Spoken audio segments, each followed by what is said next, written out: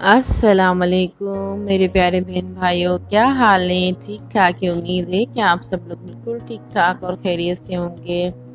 تو آج ہم بنانے جا رہے ہیں بہت ہی زبردست اور مزیدار سے دہی والے آلو، کھٹے چٹپٹے سے مزیدار سے آلو۔ اس کو آپ ضرور ٹرائی کیجئے گا، اتنی زبردست یہ ریسیپی ہے جو امید ہے کہ آپ لوگوں کو بہت ہی پسند آئے گی، اور بہت ہی سادہ اور سمپل مسالوں سے بنے ہوئے آلو ہیں یہ، بہت ہی زبردست ریسیپی ہے، اتنے کھٹے اور مزیدار سے، یہ بالکل ڈیفرنٹ ریسیپی ہے اور دہی کے ساتھ ہم اس کو بنائیں گے، ٹھیک ہے؟ تو سب سے پہلے میں نے یہاں پر کڑھائی میں تھوڑا سا تیل ڈالا تھا، پھر اس کے اندر میں نے 1 T spoon, half T spoon کے تقریباً جو میں نے اس کے اندر زیرہ ڈالا تھا، اور ہاف ٹی اسپون میں نے اس کے اندر رائی دانہ ڈالا تھا، اور 2 چٹکیوں کے قریب میں نے اس کے اندر کلونجی ڈالی تھی، اور ثابت جو گول لال مرچ ہے وہ میں نے ڈالی تھی بگار کے لیے۔ پھر میں نے اس کو اچھے سے بھونا تاکہ اس کا جو ہلکا سا جو ہے کلر بھی اس کا چینج ہو جائے۔ اب دیکھیں یہاں میں اس کو بھون رہی ہوں، جب اس کا کلر جو ہے ہلکا سا چینج ہو جائے گا تو پھر ہم اس کے اندر باقی ہمارے مسالے اور جو مین ہماری چیزیں آلو جو مین انگریڈینٹس ہے تو ہم اس کے اندر وہ ڈالیں گے۔ دیکھیں اب ہمارا جو بھگار ہے تقریباً تیار ہونے ہی والا ہے، تو ہم اس کے اندر ڈالیں گے آلو ڈالنے کے بعد، اچھا یہ آلو جو ہے ابلے ہوئے آلو ہیں، اور اچھا جب آپ آلو کو بوائل کریں، اس کو ابالیں تو اس کو تھوڑے سے نمک کے ساتھ اس کو ابال لیں تاکہ اس کے اندر جو ہے نمک کا جو اچھا سا ٹیکسچر آ جائے گا، ٹھیک ہے؟ اب دیکھیں میں نے یہاں پر آلووں کو ہلکا سے فرائی کیا تھا کیونکہ وہ ابلے ہوئے آلو پہلے سے ہی تھے۔ اب دیکھیں یہاں پر پھر میں نے اس کے اندر جو ہے ہری مرچی تقریباً 6 سے 7 میں نے کاٹ کے لمبائی میں کاٹ کے پھر میں نے اس کے اندر وہ ڈال دی تھی تاکہ جو ہری مرچی کا جو تیکھا پن ہے وہ بھی آلووں کے ساتھ اچھے سے فرائی ہو جائے، اور یہ بہت ہی زبردست کرسپی کھٹے مسالے دار آلو بنتے دہی کے ساتھ، بہت ہی زبردست ریسیپی ہے۔ اب ہم اس کے اندر اسپائسز ڈالیں گے، تو سب سے پہلے میں نے 1 ٹیبل اسپون تقریباً اس کے اندر جو ہے لال مرچ ڈالی تھی، کٹی ہوئی لال مرچ، اور 1 ٹیبل اسپون بھر کر دھنیا پاؤڈر اس کے اندر ڈالا تھا، ہاف ٹی اسپون کے قریب میں اس کے اندر ڈالی تھی ہلدی پاؤڈر،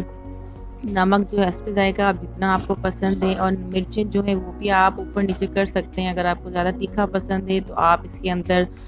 جو مرچیں ہیں وہ تھوڑی زیادہ کر سکتے ہیں اس کے اندر۔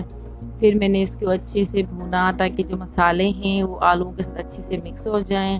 اور اس کے بعد جب اس کو بھوننے کے بعد پھر میں نے اس کے اندر جو ہے دہی ایڈ کی تھی تقریباً 4 سے 5 ٹیبل اسپون کے قریب یا 6 ٹیبل اسپون کے قریب بھی آپ اس کے اندر ڈال سکتے ہیں، کیونکہ اصل جو آلووں کی جو یہ ریسیپی ہے تقریباً وہ جو اس کی اصل جو چیز ہے وہ دہی کے ساتھ ہی اس کے اندر آتی ہے، کیونکہ اس کا مین انگریڈینٹس جو ہے دہی ہے۔ پھر میں نے اس کے اندر تقریباً 1 لیمن بڑا جو تھا 2 ٹیبل اسپون کے قریب میں نے اس کے اندر اس کا لیمن جوس ڈالا تھا اس کے اندر، اگر چھوٹے لیمن ہے تو آپ اس کو 2 کر لیں، میرے پاس 1 ہی لیمن تھا تو پھر میں نے اس کے اندر وہ تقریباً 2 ٹیبل اسپون بھر کر میں نے اس کے اندر وہ ڈالا تھا، اور پھر میں نے اس کے اندر تھوڑا سا گرم مسالہ پاؤڈر ڈالنے کے بعد پھر اس کو میں نے چھوڑ دیا تھا ڈھک کر تاکہ جو دہی ہے اس کا پانی بھی خشک ہو جائے، اور یہ جو آلو ہیں اس کے اندر اچھا سا دہی کا جو ٹیسٹ ہے وہ آ جائے اس کے اندر۔ دیکھیں کتنے زبردست اور مزیدار سے یہ آلو ہیں، یہ آلو ہمارے تقریباً تیار ہو چکے ہیں۔ پھر میں نے اس کے اوپر دھنیا پودینہ وہ ڈالا۔ اب ہم اس کو سرو کر رہے ہیں ڈش کے اندر، بہت ہی زبردست اور مزیدار سی ریسیپی ہے، تو مجھے امید ہے کہ آپ لوگوں کو میری یہ ریسیپی پسند آئے گی، اور پھر مجھے ضرور کمنٹس کر کے بتائیے گا، اور پھر میرے چینل کو لائک شیئر سبسکرائب کرنا مت بھولیے گا، اور اپنی اچھے سے کمنٹس کر کے اس ریسیپی کو پہلے ٹرائی کریں، پھر مجھے اچھے سے کمنٹس کر کے بتائیں کہ آپ لوگوں کو میری یہ ریسیپی کیسی لگی ہے، اور بہت ہی زبردست مزیدار دہی والے کھٹے آلو ہری مرچوں کے ساتھ آپ لوگوں کو کیسے لگے ہیں۔ اچھا یہ ریسیپی آپ وائٹ چاولوں کے ساتھ بھی کھا سکتے ہیں، بہت ہی مزے کی ریسیپی ہوتی ہے، بہت ہی مزیدار، اس کا جو کھانے میں جو فلیور آتا ہے چاولوں کے ساتھ تو بہت ہی زبردست آتا ہے اس کا فلیور، تو اس کو ضرور ٹرائی کیجئے گا۔ اور پھر مجھے بتائیے گا کہ آپ لوگوں کو یہ ریسیپی کیسی لگی ہے، مزیدار سی ریسیپی۔ تو مجھے امید ہے کہ آپ لوگوں کو میری ریسیپی بہت ہی پسند آئے گی، اور پھر اپنی رائے ضرور دیجیے گا اور مجھے اپنی دعاؤں میں یاد رکھیے گا۔ اللہ حافظ۔